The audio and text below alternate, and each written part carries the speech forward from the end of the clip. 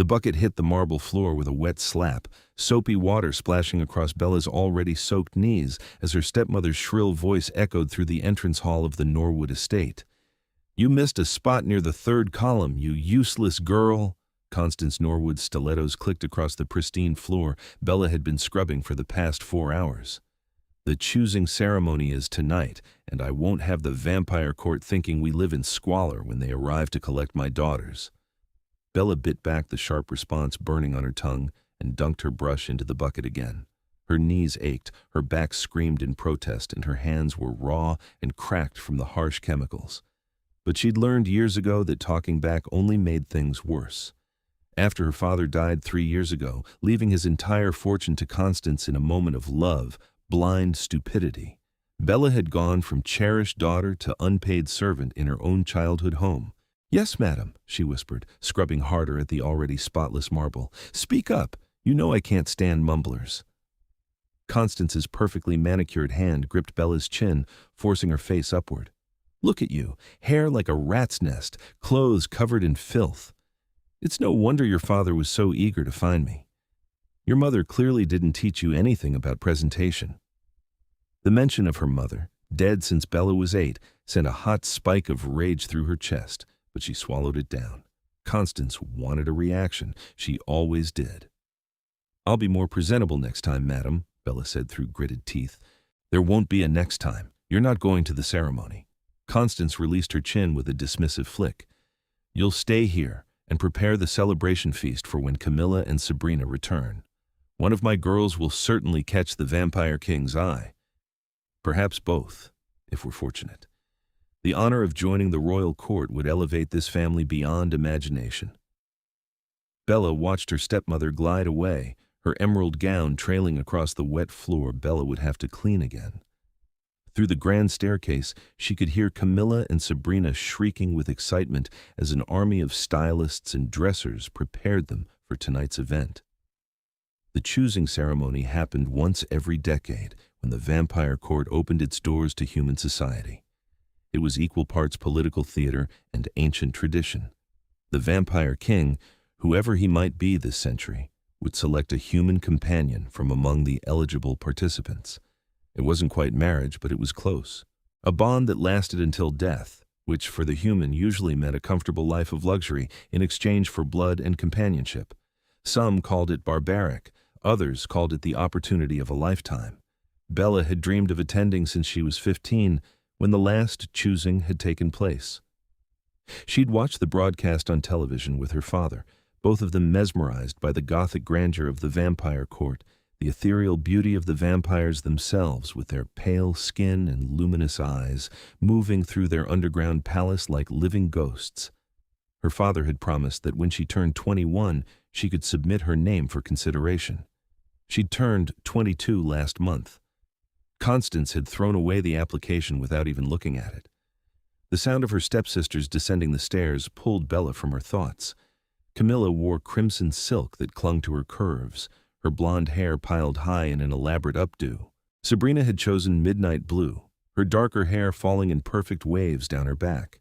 They were beautiful, Bella had to admit, and they knew it. "Still on your knees, Bella?" Camilla's laugh was like breaking glass. "How appropriate. Maybe you should stay that way permanently. It suits you." "Don't be cruel, Camilla," Sabrina said, though her smile was just as cold.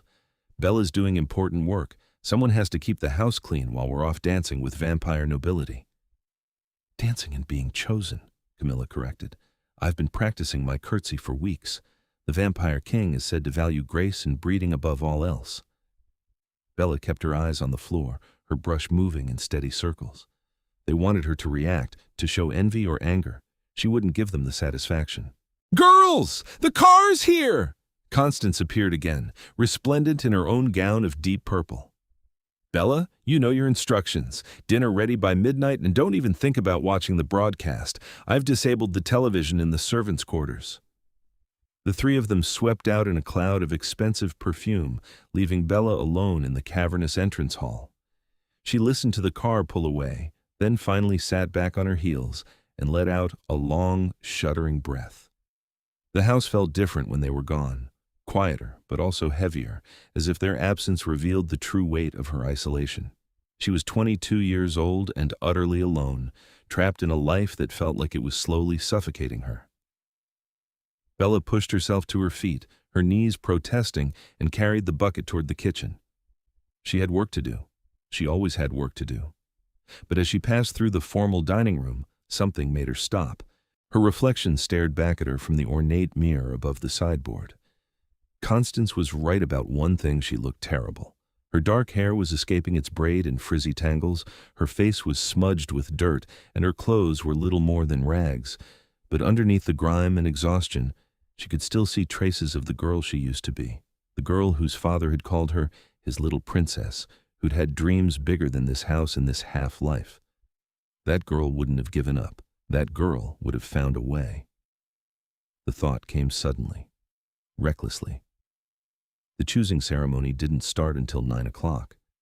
It was only 6 now. She had time.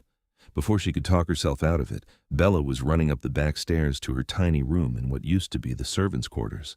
Her hands shook as she rifled through her closet, pushing past the work clothes and threadbare sweaters until she found it, the garment bag pushed all the way to the back, hidden behind everything else.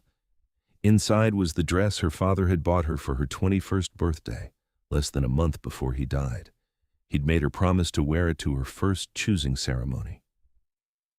It was simple compared to what Camilla and Sabrina were wearing, just a flowing gown of dove-gray silk, but it was the most beautiful thing Bella owned.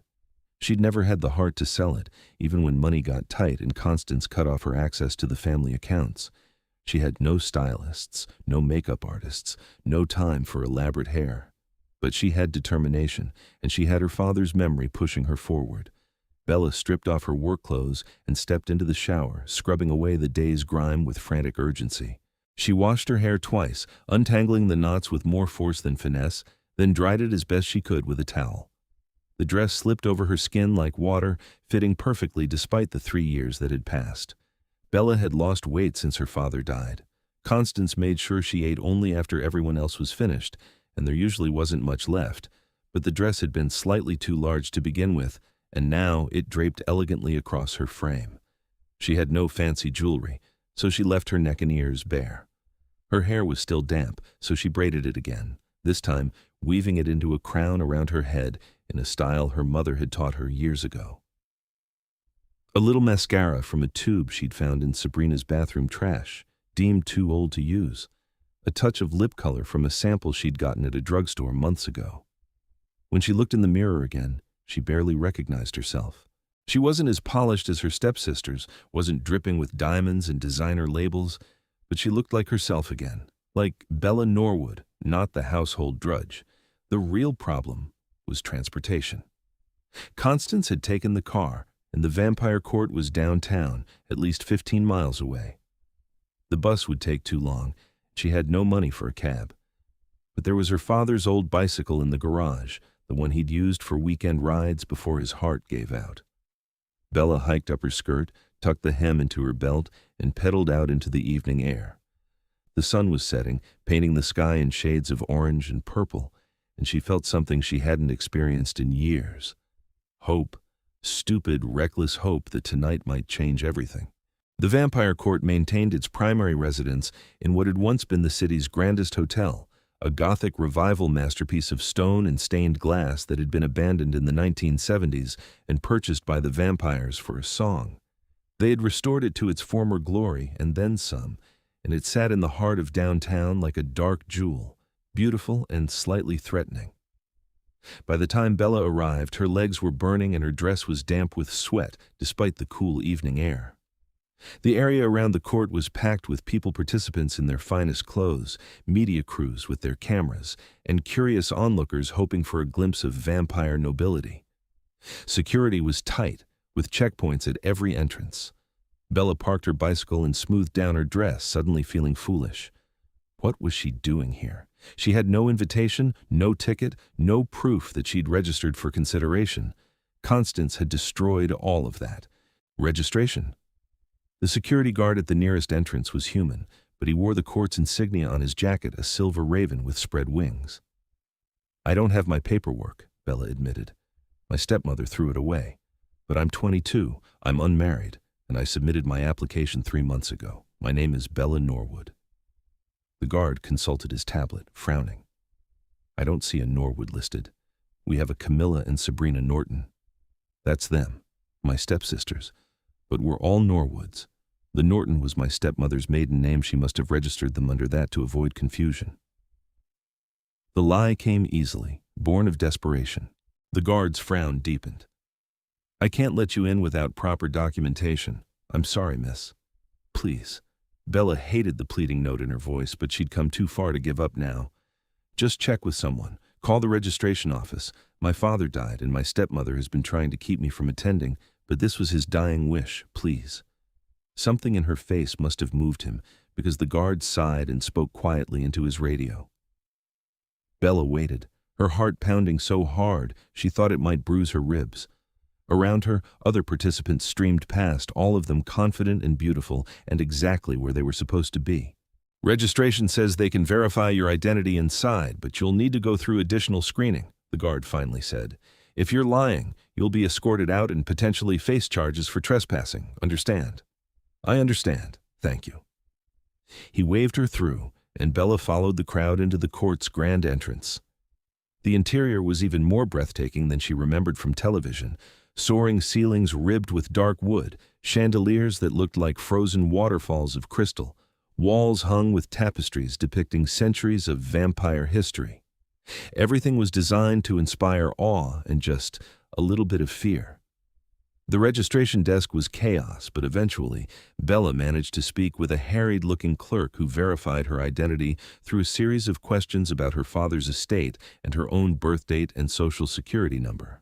The woman's expression softened when she saw that Bella's application had indeed been submitted and then mysteriously withdrawn a week later. Your stepmother called and said you'd gotten engaged, the clerk explained. We removed you from consideration. I'm not engaged. I've never been engaged. She lied to keep me from attending. The clerk looked troubled. That's a serious accusation. It's the truth. Please. I know I'm late. I know I look a mess, but I came all this way. This meant everything to my father. After what felt like an eternity, the clerk nodded. You're reinstated, but you've missed the opening reception, which means you've lost valuable face time with the court. The formal presentations begin in 20 minutes. You'll be in the final group. Thank you. Thank you so much.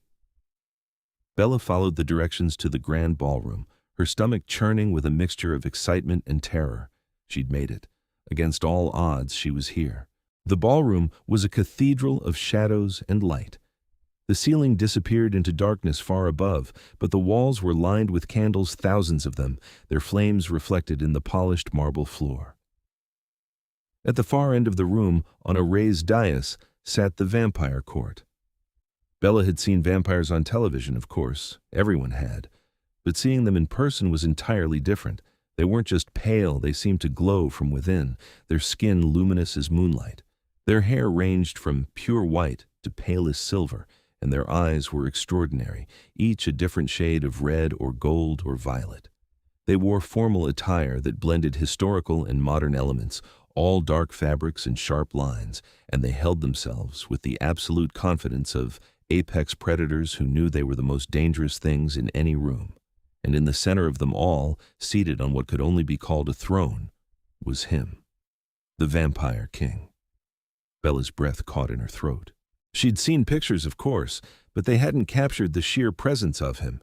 He was tall, even seated, with a build that suggested both elegance and lethal strength. His hair was white as fresh snow, falling to his shoulders in a way that should have looked soft but instead seemed sharp as a blade. His face was all aristocratic angles, high cheekbones, a straight nose, a mouth that looked like it rarely smiled. And his eyes. God, his eyes.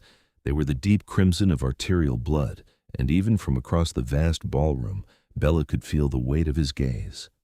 His name was Emmerich Nocturne, if the whispered conversations around her were correct. He'd been king for only 5 years, having taken the throne when the previous monarch stepped down. Young for a vampire king, though Bella knew that meant he was probably several centuries old. He had a reputation for being brilliant and ruthless, modernizing the court's relationship with human society while maintaining the old traditions that kept vampires safely at the top of the food chain. He looked bored. The presentations had clearly been going on for a while. One by one, young women were announced and walked forward to curtsy before the king and his court. Emmerich barely glanced at most of them, his attention focused on something middle distance, his long fingers drumming against the arm of his throne with barely concealed impatience.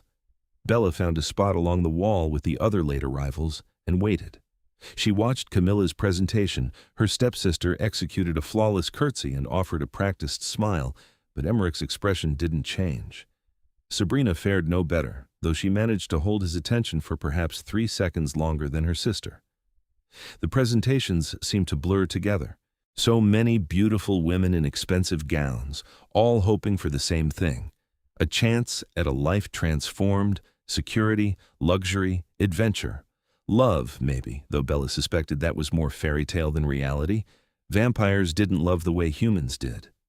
Everyone knew that. Bella Norwood, her name, called by the court's announcer, jolted her back to the present.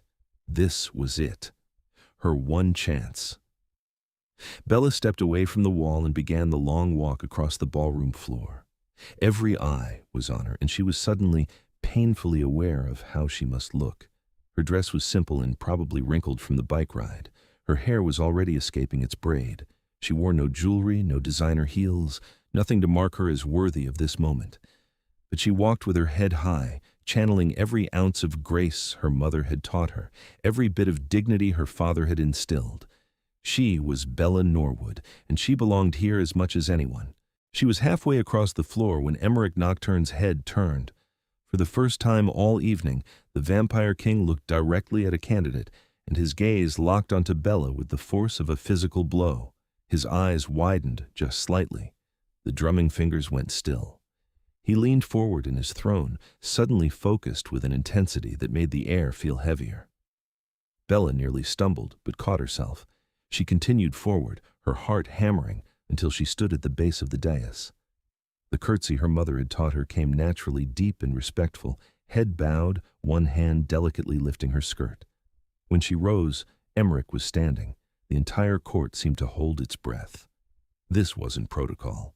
The king didn't stand for candidates, he barely acknowledged them.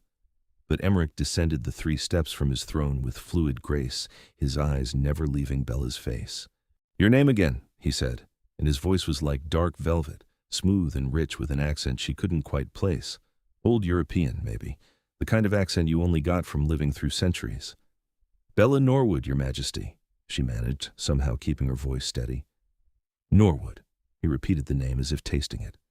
"You're related to the other 2 Norwood candidates?" "Stepsisters, Your Majesty. Same household, different blood." Clearly. He was circling her now, slowly, and Bella fought the urge to turn and follow his movement. She kept her eyes forward, her hands clasped loosely before her. "Why are you covered in ash?" Bella blinked, confused. "I'm sorry?" "Your dress, your hands, there's ash on them." He stopped directly in front of her again, so close she could see the intricate pattern of his irises like fractured rubies. "You've been working with fire recently." She looked down and realized he was right. There were faint gray smudges on her dress from where she'd cleaned out the fireplace that morning, stains she hadn't noticed in her rush to get ready. Her hands, despite her scrubbing, had traces of soot under the nails. "I was preparing a feast, Your Majesty," she said quietly. "I'm the housekeeper in my stepmother's home." A ripple of whispers ran through the court. Behind her, Bella could hear Constance's outraged gasp, but she didn't turn around. A housekeeper. Emmerich's head tilted slightly, his expression unreadable. "But your family. A daughter of the house." "My father died. His wife doesn't see things the same way he did. So you scrub floors while your stepsisters prepare for balls." A smile ghosted across his face, there and gone so quickly she almost missed it. "How very traditional." "I suppose it is, Your Majesty. And yet you came anyway. How?" "I rode my father's bicycle." The smile came again, slightly stronger this time. "You rode a bicycle, in a ball gown, 15 miles. Closer to 16, actually, Your Majesty. But yes." "Why?" The The question was simple, but the weight behind it was enormous. Bella met his crimson gaze and found herself telling the truth. Because my father wanted me to. Because I've been told no so many times that I needed to say yes to myself. Because I'm tired of scrubbing floors and pretending I'm less than I am. Because I thought maybe, just maybe, there was something more waiting for me than endless drudgery and cruelty. She took a breath. Because I had nothing to lose. Emmerich studied her for a long moment, his expression unreadable. Then he turned to face his court, his voice carrying easily across the vast room. The choosing is complete. I have made my selection. Chaos erupted, people shouting, gasping, pushing forward. Bella stood frozen, unsure what was happening. Emmerich turned back to her and held out his hand, palm up. You'll come with me now, Bella Norwood, if you accept. I don't understand. You haven't finished the presentations. There are still candidates waiting. I don't need to see them. I've found what I was looking for. His hand remained extended, steady and patient. The choosing tradition exists because vampires can sense compatibility with humans, a resonance like a tuning fork finding its match. I've sat through 500 presentations tonight without feeling so much as a whisper. But you? His eyes blazed brighter. You walked into this room and every instinct I possess screamed at me to pay attention. That doesn't happen. That never happens. So yes, the choosing is complete. Now, do you accept? Bella looked at his hand. Pale, long-fingered, elegant. The hand of a king, extended to a girl covered in ash and soot. Behind her she could hear constant shrieking protests, could feel the weight of hundreds of stares. She took his hand. His fingers closed around hers, cool and strong, and Emmerich smiled. A real smile this time, showing the sharp points of his fangs. Hold tight, he said, and then the world dissolved into shadows and motion. When Bella's vision cleared, they were no longer in the ballroom. She stood in a private chamber, smaller but no less grand, with walls lined in books and a massive fireplace throwing dancing shadows across the floor. She swayed, dizzy, and Emmerich steadied her with a hand on her elbow. Apologies. I should have warned you about shadow walking. It can be disorienting for humans. Shadow walking, Bella repeated faintly. You can teleport? In a manner of speaking. It's faster than dealing with the crowd. He released her elbow and moved to a side table, pouring something amber into 2 glasses. I imagine your stepmother was about to cause a scene. You could hear her? Vampire hearing. I could hear everything, including your heartbeat, which is remarkably steady considering what just happened. He offered her one of the glasses. Whiskey, probably more useful than wine right now. Bella took it gratefully and sipped. The burn helped ground her, pulled her back into her body. Is this real? Did you actually choose me? I did. But why? You don't know me. I know enough. Emmerich settled into a leather chair near the fire and gestured for her to take the one opposite. You're brave enough to defy cruelty, determined enough to ride 16 miles for a chance, and honest enough to tell a vampire king exactly why you're covered in ash. That's more than I've learned about any of the others. But the resonance thing you mentioned, is that real? Very real. Vampires are predators, Bella.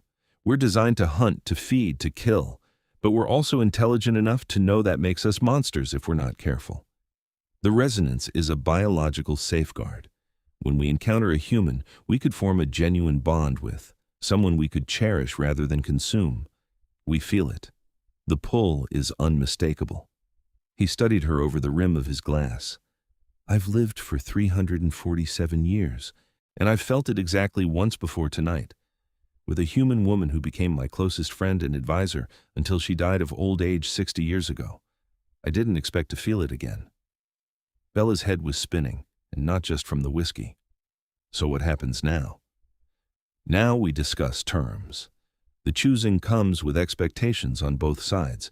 You would live here in the court as my companion. You'd have your own chambers, your own staff, access to anything you desire. Education, art, travel, all available to you. In return, I would feed from you regularly. Not enough to harm, never enough to endanger you, but enough to sustain me. You would also serve as my partner for official functions, help me navigate human politics, and generally make yourself useful. That sounds like a job description. In many ways it is. I won't lie and pretend this is a romantic fairy tale. I chose you because of the resonance, yes, but also because I need someone intelligent and genuine at my side. The vampire world is full of politics and manipulation. I need a human who can help me remember what matters beyond power games." He paused. "That said, the resonance suggests we could develop genuine affection for each other over time. Many chosen pairs do.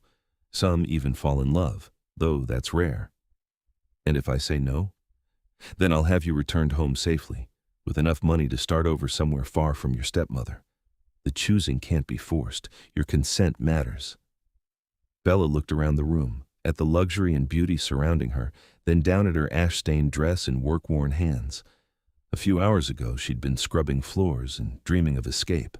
Now a vampire king was offering her a life beyond anything she'd imagined, but he was also being honest about what it was. A transaction, at least initially. Companionship in blood in exchange for security and opportunity, not love. Not yet. Maybe not ever. Still, it was more than she had now. And something about Emmerich, despite his obvious danger and otherness, made her feel seen in a way she hadn't been since her father died. "I accept," she said. "I'll be your chosen." Emmerich's smile was slow and satisfied. "Good. Then we should make it official before your stepmother tries to file a legal challenge." "Can she do that?" "Probably not successfully, but humans do love their lawsuits." He stood and offered his hand again. "We'll return to the ballroom, announce the bond officially, and then I'll have someone show you to your new quarters. Tomorrow we can discuss details and get you properly settled. For tonight, just try to survive the attention. Being chosen is about to make you very famous." Bella took his hand, and again the world dissolved into shadow. They emerged back on the dais, and the noise in the ballroom was deafening. Emmerich raised his free hand, and silence fell instantly. The power in that simple gesture was chilling. "The choosing is complete and accepted," Emmerich announced, his voice carrying easily. "Bella Norwood is my chosen, under the protection of the vampire court and my personal protection as king. Any who harm her answer to me directly." The formality of the words made them feel like a vow, a promise. Bella felt the weight of that protection settle over her like a cloak, and for the first time in 3 years, she felt safe. The court erupted in applause. Not everyone was happy, she could see that clearly, but no one dared show open disapproval, except Constance, who pushed her way to the front of the crowd, her face purple with rage. "This is ridiculous. That girl is a nobody, a servant. My daughters are far more suitable."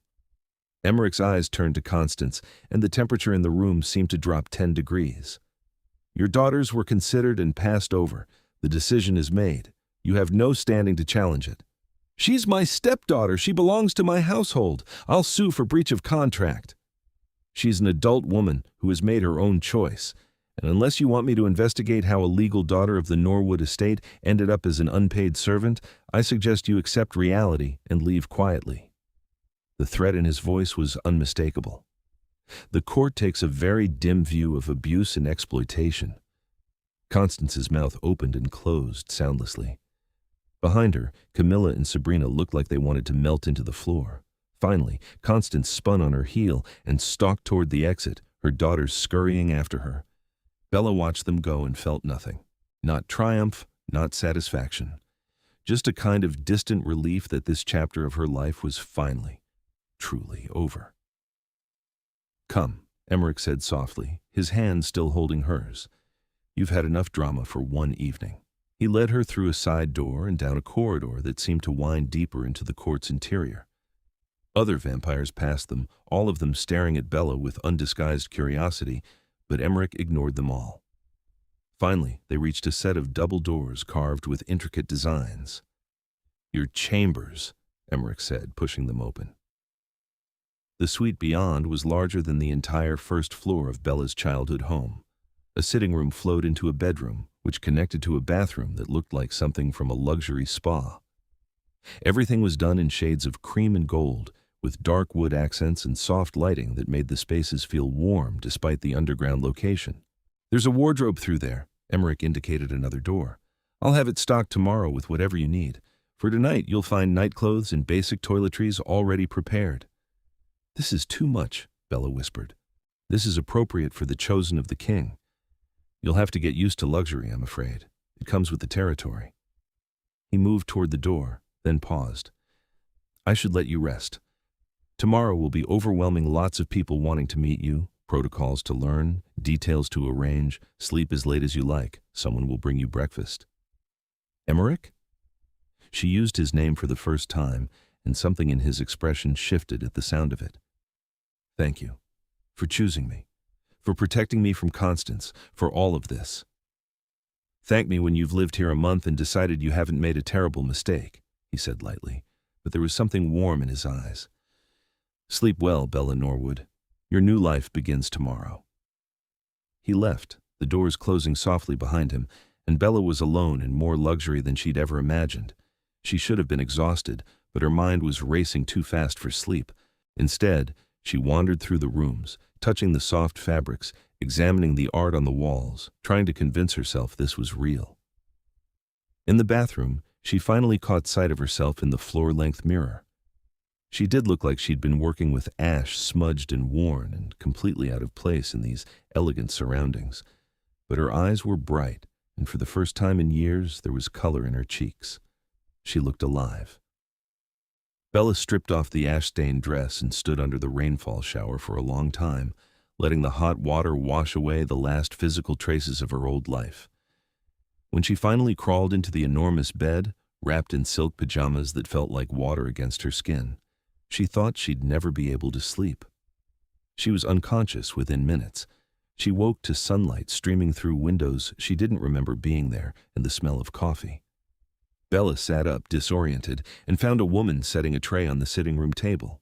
The woman was human, middle-aged, with kind eyes and a professional demeanor. Good morning, Miss Norwood. I'm Margaret, your personal attendant. I've brought breakfast and taken the liberty of starting your wardrobe preparations. The king has requested your presence for lunch at 1 o'clock, which gives you time to eat and make yourself comfortable. Bella wrapped a robe around herself and padded into the sitting room. The breakfast spread looked like something from a fancy hotel: fresh fruit, pastries, eggs, bacon, and at least 3 kinds of juice. Her stomach growled loudly. Please eat, Margaret said with a smile. You're far too thin. We'll need to fix that. Over breakfast, Margaret explained the basics of court life. The vampire residents kept nocturnal hours mostly, but they could function during the day if needed. Sunlight weakened them, but didn't kill them as dramatically as movies suggested. The court itself was partially underground, with spelled windows that could filter sunlight down to safe levels. Humans who lived here adapted to a mixed schedule, sleeping when needed, and staying awake during the night for official functions. You'll have tutors for protocol and court history, Margaret continued. The king wants you comfortable and confident. He's not one for making people stumble through ignorance. What's he like? Bella asked. Really like, I mean, not the official version. Margaret considered the question carefully. Fair. Demanding but not unreasonable. He expects excellence, but he rewards it. He's been good for the court. The previous king was more interested in tradition than progress. But King Emmerich understands that vampires need to evolve with the times. He's made alliances with human governments, opened trade agreements, modernized our laws. She paused. He's also lonely, though he'd never admit it. The crown weighs on him. Perhaps you'll help with that. After breakfast, Bella explored the wardrobe room and found it already half full of clothes in her size. Everything from casual wear to formal gowns, all of it beautiful and expensive. She chose simple black pants and a soft blue sweater, wanting to feel comfortable for her first real day in this new world. At 1 o'clock precisely, there was a knock on her door. Bella opened it to find Emmerich himself standing there, looking somehow both formal and relaxed in dark trousers and a white shirt with the sleeves rolled to his elbows. In daylight, or the filtered underground version of it, she could see details she'd missed last night, the way his white hair caught the light like spun silver. The sharp intelligence in his crimson eyes, the subtle strength in his build, all lean muscle and coiled grace. Lunch, he said simply, unless you'd rather eat alone. No, I'd like company. I've been alone enough for one lifetime. He smiled at that and offered his arm. Bella took it, and they walked through corridors that grew increasingly familiar. Emmerich kept up a running commentary, pointing out important rooms and introducing her to vampires they passed. Everyone they met showed Bella a certain wary respect, though she couldn't tell if it was for her or for Emmerich. They ate in a small private dining room, just the two of them, and Bella found herself relaxing as they talked. Emmerich asked about her childhood, her father, her interests. She asked about vampire history, about how he'd become king, about what he did all day besides make dramatic announcements at balls. Mostly politics, he admitted. Treaties with humans, disputes between vampire houses, resource management. It's less glamorous than you'd think. A lot of paperwork. Vampire paperwork. That does sound less glamorous. Exactly. Why do you think I was so bored during the presentations? I'd been negotiating trade agreements for 6 hours beforehand. He paused. Then you walked in, and I forgot every tedious detail. That resonance I mentioned, it's not subtle. It's like every nerve in my body suddenly woke up and paid attention. Bella felt heat rise in her cheeks. I'm still not sure what I did to cause that. You were yourself, genuine and unpolished and real. Do you know how rare that is? Especially among people trying to impress a vampire king. He leaned back in his chair, studying her. Most candidates spend months preparing. They hire coaches, buy perfect wardrobes, rehearse every word. They present a flawless version of themselves that doesn't actually exist. But you showed up in ash and told me the truth. That's refreshing. I didn't have time to be anything else. If I'd had months to prepare, I probably would have been just as fake. I doubt that. You have too much spine. They talked through lunch and into the afternoon, and Bella found herself genuinely enjoying his company. Emmerich was funny in a dry, subtle way, and he listened intently when she spoke, as if her words actually mattered. It was intoxicating after years of being dismissed and ignored. Finally, as the light began to fade, Emmerich stood. I have obligations this evening, court session. Very dull, but tomorrow night there's a formal dinner to introduce you properly to the noble houses. Margaret will help you prepare. It will be your first real test. Test? Everyone will want to assess you, judge whether I made the right choice. They'll be polite to your face, but they'll be looking for weakness, for proof that you're not worthy of the position. His expression hardened slightly. I need you to be strong. Show them the woman who rode 16 miles on a bicycle to claim her chance. Can you do that? Bella lifted her chin. I can. Good. He moved toward the door, then turned back. One more thing. At some point, not tonight, but soon we'll need to complete the first blood exchange. It's part of the chosen bond, and it will strengthen the resonance between us. Make it easier for me to protect you, among other things. We can wait until you're comfortable. But it should happen within the first month. You're going to drink my blood. With your permission, yes. It's not painful if done correctly. In fact, most humans find it pleasant. A slight smile played at his lips. But we can discuss details later. For now, just rest and prepare for tomorrow. You're doing well, Bella, better than you know. After he left, Bella sat for a long time in her sitting room, processing everything. This was her life now. Blood exchanges and formal dinners and a vampire king who looked at her like she was something precious and rare. It should have terrified her. Instead, it felt like waking up. The next evening brought Margaret to her chambers early, along with a team of stylists who transformed Bella into something close to royalty. Her hair was swept up in an elegant arrangement, her makeup was subtle but flawless, and the dress they'd chosen was a deep emerald green that made her skin glow. Diamond earrings that Margaret assured her were borrowed, not gifted. It's protocol, Miss Norwood. You'll have your own jewels eventually, completed the look. When Bella looked in the mirror, she barely recognized herself. She looked powerful, confident, like someone who belonged at a vampire king's side. Perfect, Margaret pronounced. Now remember, stay close to the king. Don't let anyone corner you alone, and if someone asks you something inappropriate, you have permission to simply smile and change the subject. You're chosen, which means you don't have to answer to anyone except King Emmerich. The formal dining hall was even more impressive than the ballroom. A long table stretched down the center, set with crystal and silver that caught the candlelight and threw rainbows across the walls. Vampires were already gathered, all of them dressed in formal attire, their pale faces turned toward Bella as she entered on Emmerich's arm. Breathe, Emmerich murmured in her ear. They're more nervous about impressing you than you are about impressing them. You're chosen. That makes you practically untouchable. He guided her to the head of the table, where two chairs sat slightly elevated from the rest. Bella took the seat to Emmerich's right and tried not to grip her napkin too tightly. The dinner was a blur of courses and conversations. Vampires introduced themselves with names she'd never remember: Lord something, Lady something else, all of them ancient and elegant and slightly intimidating. They asked polite questions about her background, her interests, her plans for her role as chosen. Bella answered as honestly as she could, channeling the confidence Emmerich seemed to have in her. About halfway through the meal, a female vampire with platinum hair and violet eyes leaned forward from across the table. "Tell me, Miss Norwood, what do you know about vampire politics?" "Very little," Bella admitted, "but I'm a quick study." "Are you? Because the role of chosen requires more than just looking pretty at the king's side. You'll be expected to advise him, to represent his interests, to navigate the complex relationships between houses.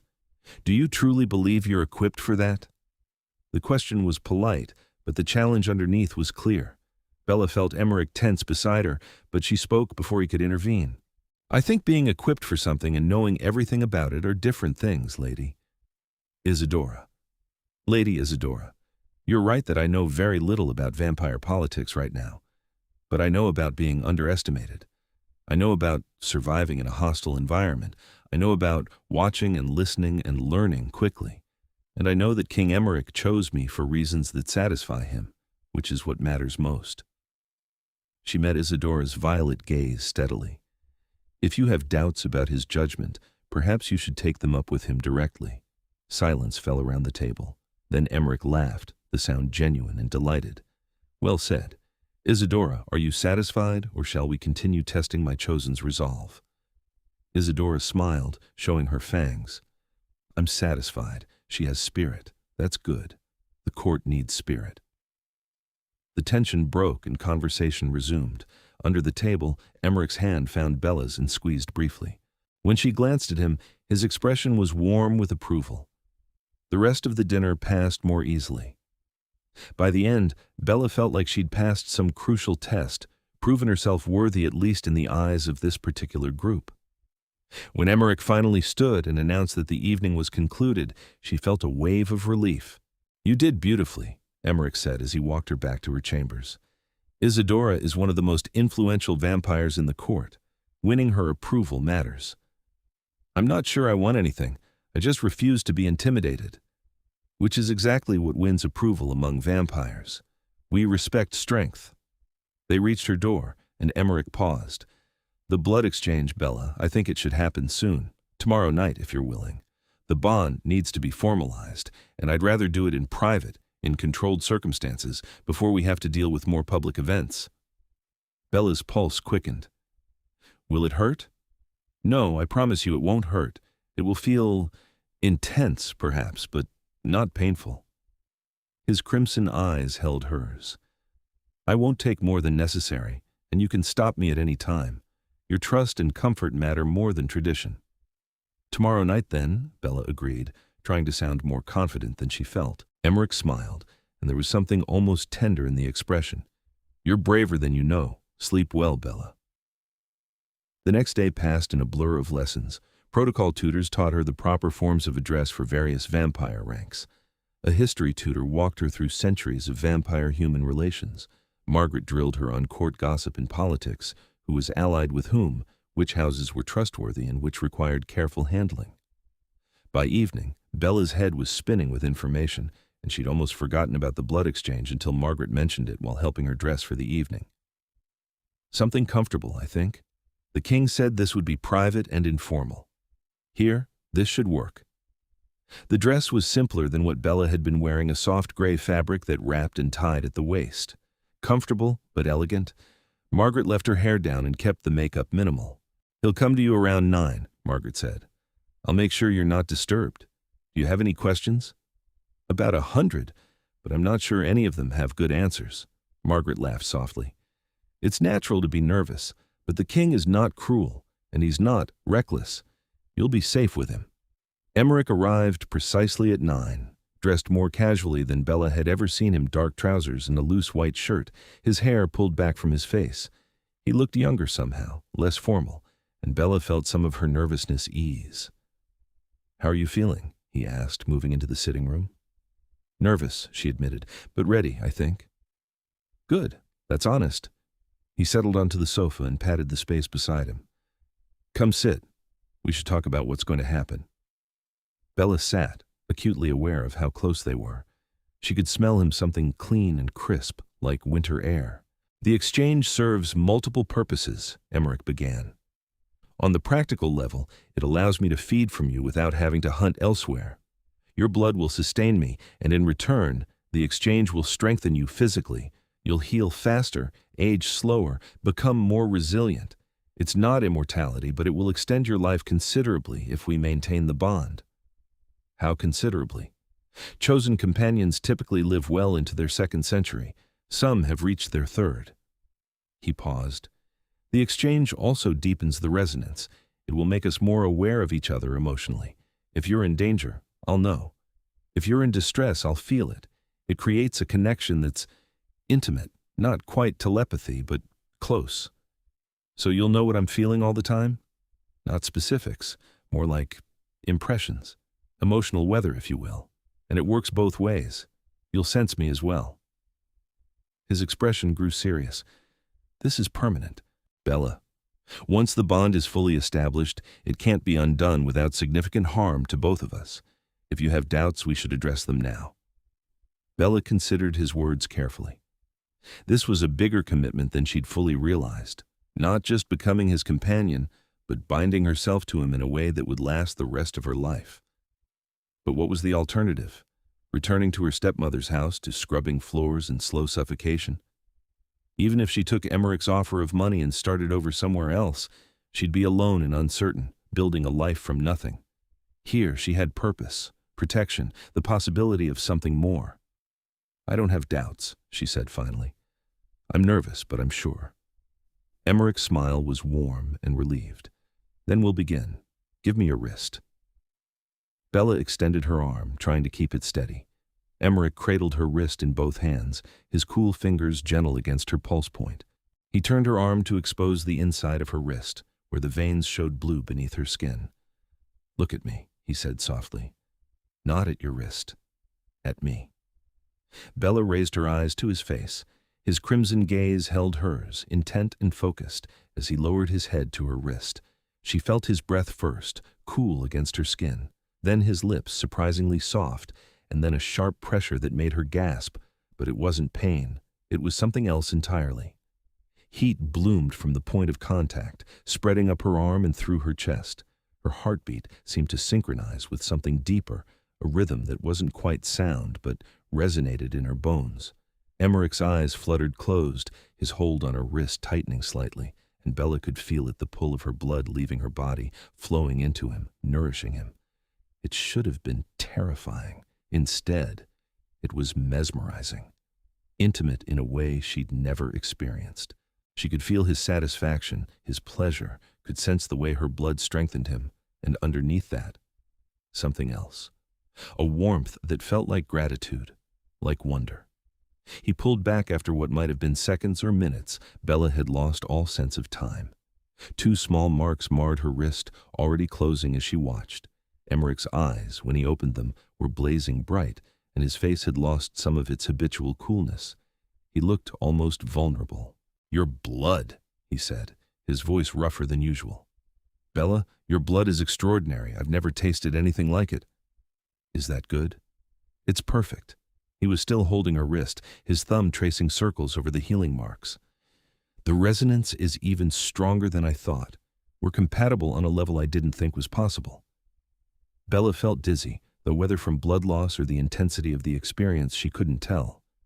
Do we do more? Is that enough? That's enough for tonight. Your body needs to adjust. We'll exchange again in a few days, and then regularly after that. He released her wrist reluctantly and stood, pacing to the window. You should eat something sweet and drink plenty of water. Margaret will bring you supplements tomorrow to keep your iron levels up. Emmerich. Bella stood as well, swaying slightly. He was at her side instantly, steadying her. Are you all right? Did I take too much? No, I'm fine, just adjusting. She looked up at him, at the concern clear in his face. That was intense. Yes. A pause. Did I frighten you? No, you didn't frighten me at all. Something shifted in his expression. For a moment, Bella thought he might say something significant, might acknowledge the growing connection between them, but instead, he stepped back, putting careful distance between them. "Rest," he said. "I'll check on you tomorrow. If you feel weak or dizzy, tell Margaret immediately." He left quickly, almost fleeing, and Bella was alone again. She touched her wrist, feeling the faint ridges where his fangs had pierced her skin. The marks were almost completely healed already, leaving only the ghost of sensation. She could still feel him. Somewhere in the back of her mind, there was a new awareness, a connection that hummed quietly like a held note. Emmerich. She could sense him even at a distance, could feel his presence moving through the court. The bond was forming, and it felt right in a way that should have terrified her, but didn't. The weeks that followed settled into a rhythm. Bella spent her days in lessons and gradually integrated into court life. She learned vampire history and protocol, improved her etiquette, and began attending smaller political meetings with Emmerich. The vampires of the court slowly accepted her presence, though she could feel their continued assessment every time she entered a room. The blood exchanges happened twice a week, always in private, always with the same careful intensity. Each time, the bond between Bella and Emmerich grew stronger. She could feel his moods now, could sense when he was frustrated or amused or tired, and he could sense her as well.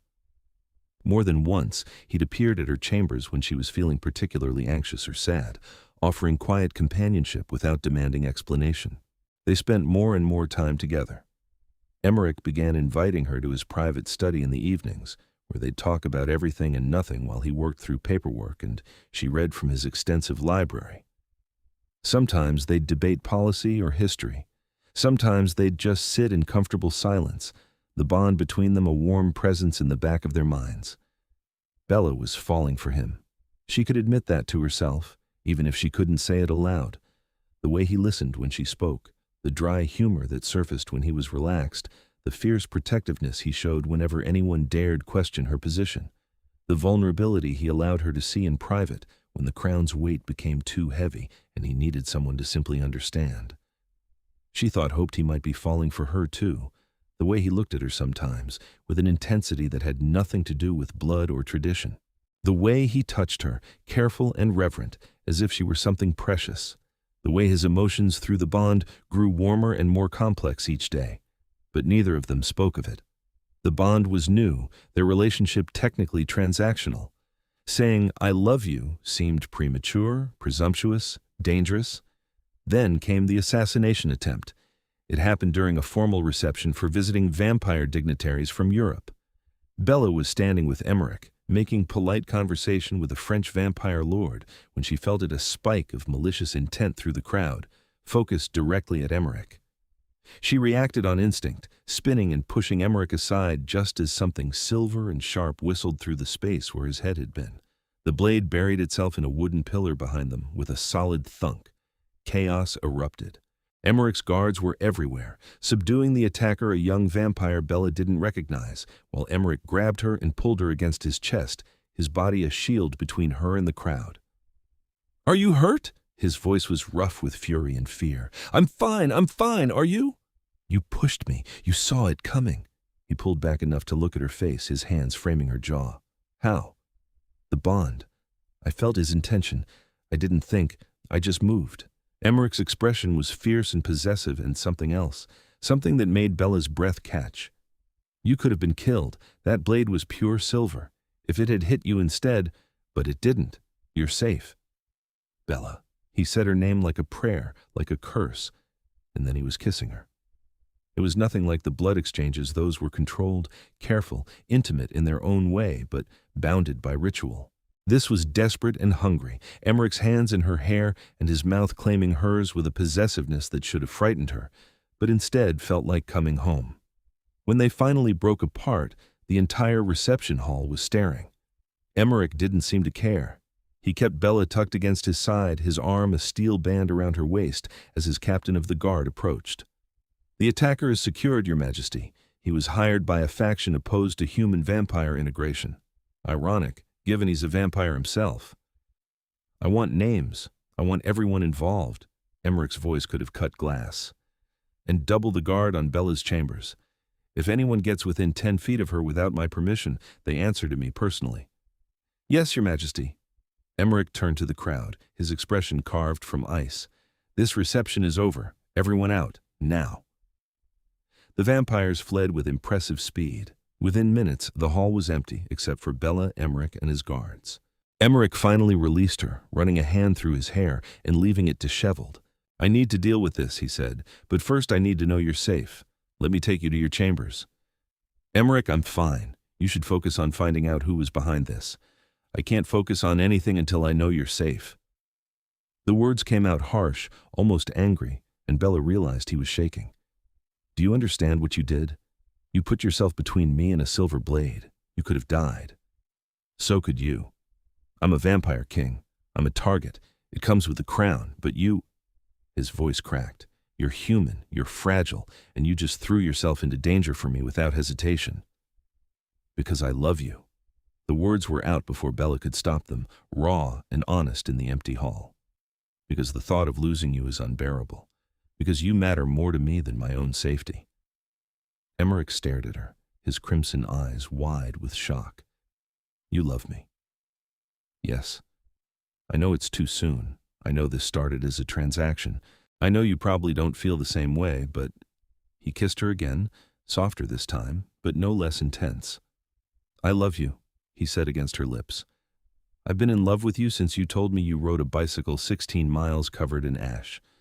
I've been in love with you through every blood exchange, every conversation, every moment you've been brave and honest and impossibly stubborn. I didn't say anything because I thought you deserved better than a vampire who chose you because of biology and convenience. You chose me because of resonance, because we're compatible on a fundamental level. That's not convenience, Emmerich. That's fate. I don't believe in fate. I believe in choice, and I choose you, Bella. Not because of the resonance, not because you're chosen, but because you're you. Because you make me want to be more than just a king. Because when I'm with you, the weight of the crown doesn't feel so heavy. Bella laughed, the sound somewhere between joy and tears. We're having this conversation in an empty reception hall after an assassination attempt. Terrible timing, Emmerich agreed, but he was smiling. We should continue it somewhere more private and secure, and preferably with less adrenaline. He took her hand, lacing their fingers together, and led her through the court to his private chambers. They were larger than hers, darker, filled with centuries of collected treasures, but they felt like him, elegant, powerful, but with unexpected touches of warmth. They sat together on his sofa, Bella tucked into his side, and talked through the night, about love and fear and the future they could build together, about the political implications of an assassination attempt and what it meant for court security, about everything and nothing, the way they had so many times before, but now with the knowledge that they loved each other freely acknowledged between them. Somewhere around dawn, Bella fell asleep against Emmerich's shoulder. She woke hours later in his bed, tucked carefully under silk sheets with a note on the pillow beside her. Dealing with conspirators. Stay in my chambers where you're safe. I'll be back soon. I love you. Bella held the note against her chest and smiled. She loved a vampire king, and he loved her back. Nothing about their relationship was conventional, but somehow that made it perfect. The conspiracy, as it turned out, was relatively small. A handful of traditionalist vampires who opposed Emmerich's progressive policies and thought killing him would restore the old ways. They were wrong, of course. His death would have simply promoted his second-in-command, who was even more committed to reform. The conspirators were tried, found guilty, and exiled from the court. Bella watched the proceedings from Emmerich's side and felt a cold satisfaction at seeing them punished. In the weeks after the assassination attempt, life shifted again. The pretense that their relationship was merely formal companionship evaporated. Emmerich was openly affectionate now, keeping Bella close at all public events, stealing kisses when they thought no one was watching, looking at her with such obvious devotion that the entire court knew their king was in love. The vampires seemed divided on whether this was wonderful or concerning. Some celebrated the genuine bond between them. Others worried that love made Emmerich vulnerable, distracted. Bella did her best to prove that loving her made him stronger, not weaker. She threw herself into her role as chosen, learning everything she could about vampire politics and becoming a genuine advisor rather than just a companion. 6 months after the choosing, Emmerich called her to his study with unusual formality. When Bella arrived, she found him standing by the window, his posture tense. "What's wrong?" she asked immediately, the bond telling her he was anxious. "Nothing's wrong, I hope." He turned to face her. "I have something to ask you, and I need you to understand that you can say no. This isn't about the chosen bond or obligation. This is personal." Bella's heart started racing. "All right." Emmerich crossed to his desk and picked up a small velvet box. In vampire culture, chosen companions are honored and protected, but they're still technically separate from the royal line. They can't inherit titles or rule in their own right. It's an old tradition, based on the idea that humans are temporary and shouldn't have permanent power. "Okay," Bella said slowly, not sure where this was going. "But there's another tradition, much rarer. A vampire monarch can offer their chosen. A blood oath, a permanent exchange that binds them not just emotionally, but legally. It makes the human part of the royal line, gives them full authority and protection under vampire law. It's the closest thing to marriage that exists in our culture." He opened the box, revealing a ring unlike anything Bella had ever seen. The band was platinum, engraved with symbols she didn't recognize. Set in the center was a stone that looked like solidified blood, deep crimson and somehow luminous. "This is my mother's ring," Emmerich continued. "She wore it for 200 years before she died. It's been waiting for someone worthy of it." He knelt before her, the vampire king on one knee in his private study. "Bella Norwood, I'm asking you to take the blood oath, to bind yourself to me permanently, to become not just my chosen, but my partner in every way that matters. I'm asking you to marry me in the human sense and to rule at my side as queen in the vampire sense." Bella couldn't breathe. "Queen? If you accept, you'd be human still. The blood oath doesn't transform you, though it would extend your life even further. But you'd have full authority, full protection, full recognition as my equal." His crimson eyes were intense, vulnerable in a way she'd never seen. "I love you. I want you with me forever, in every way possible. But only if that's what you want, too." "Yes." The word came out choked with emotion. "Yes, of course, yes." Emmerich's smile was brilliant as he slid the ring onto her finger. It fit perfectly, the red stone warm against her skin. Then he stood and pulled her into his arms, kissing her with a tenderness that made her heart ache. "The blood oath ceremony is tomorrow night," he murmured against her hair. "It's formal, very public. The entire court will attend. Are you ready for that?" "I'm ready for anything, as long as it's with you." The ceremony was unlike anything Bella had imagined. The grand ballroom was transformed, hung with black and crimson fabric, lit by thousands of candles that made the space feel ancient and sacred. Every vampire of significance attended, along with human dignitaries from the government and media. Bella wore a gown of deep red that matched Emmerich's crimson eyes, her hair crowned with a delicate platinum circlet. The ritual itself was conducted in Old Vampiric, a language Bella had been studying but didn't fully understand. Emmerich led her through the vows, his voice steady and sure, translating quietly when she needed help. They each cut their palms with a ceremonial blade and pressed them together, their blood mingling as Emmerich spoke the words that bound them.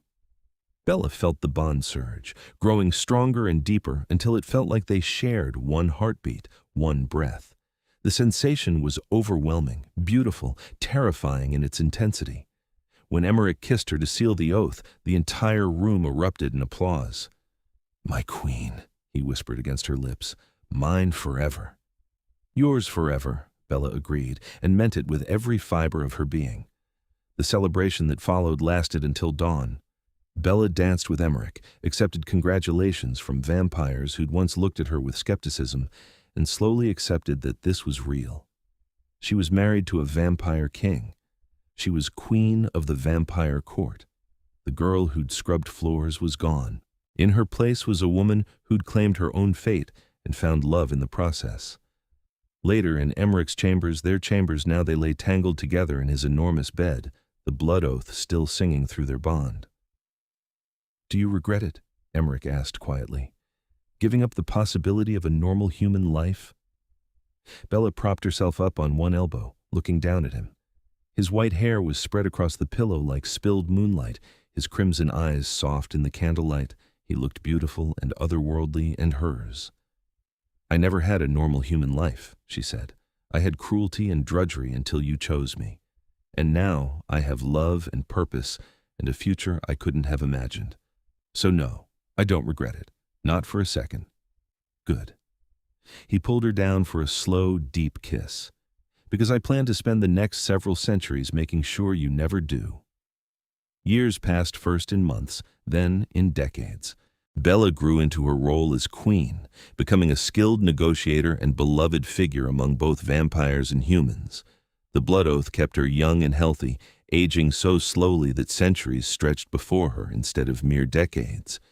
She and Emmerich ruled together, balancing his ancient wisdom with her human perspective, modernizing the court while respecting the traditions that mattered.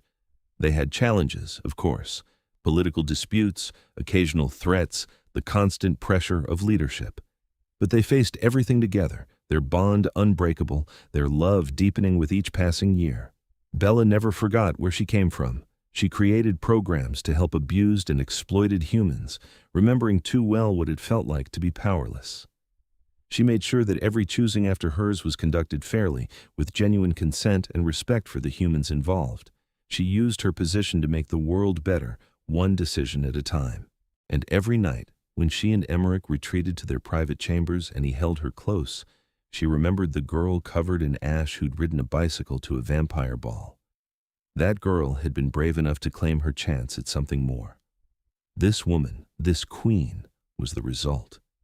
50 years after the choosing, Bella stood in the grand ballroom watching a new generation of candidates present themselves to the court. Emmerich sat beside her, his hand linked with hers, and she could feel his contentment through the bond. They'd built something lasting together, a court that balanced tradition and progress, power and compassion.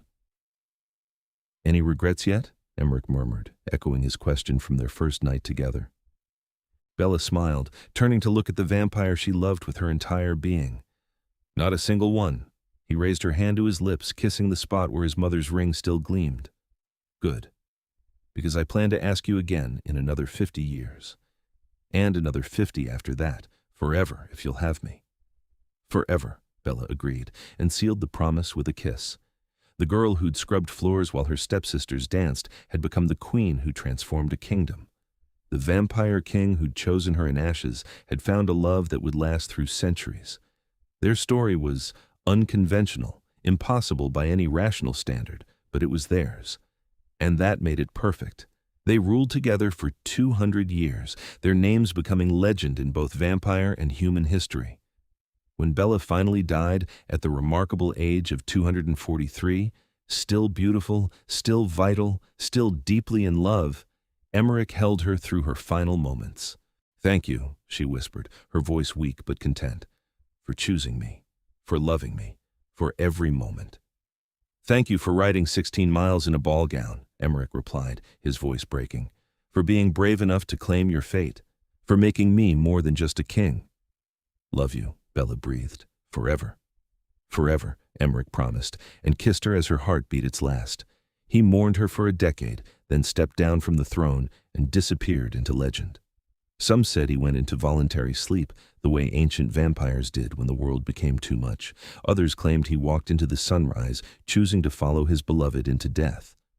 But before he left, he commissioned a statue for the court's grand entrance. It showed a young woman in a simple dress, her hand extended, her face lifted with courage and hope. At the base, an inscription read, "Bella Norwood, chosen queen. She came in ashes and transformed a kingdom. May all who seek something more find the courage she showed." The statue stood for centuries, a reminder that love could bridge impossible gaps, that courage could transform fate, and that sometimes the most extraordinary stories began with the simplest choice: to say yes when the world said no, to claim your chance when others tried to take it away, to ride 16 miles in a ball gown because your heart demanded it, to be brave enough to love a vampire king and to let him love you in return. That was Bella's legacy. And it lived on long after her story ended, inspiring others to write their own impossible tales. Because in the end, that's what love does. It makes the impossible real, the unthinkable natural, and the extraordinary inevitable. All it takes is the courage to reach out your hand when fate offers its palm. Bella Norwood reached out, and she lived happily ever after.